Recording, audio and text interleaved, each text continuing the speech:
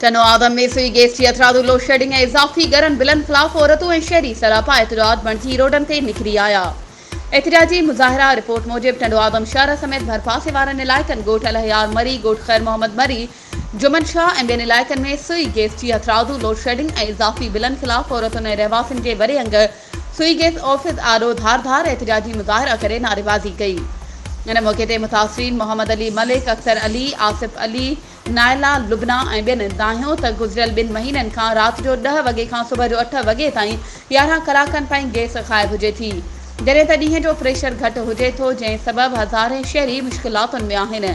हुननि दाहियो त गैस न हुअण जे बावजूदि हज़ारे रुपयनि जा ॻरा बिल मोकिलिया वञनि था। हुननि घुर कई त अतरादू गैस लोड शेडिंग ख़तमु करे शहरियुनि सां इंसाफ़ कयो वञे।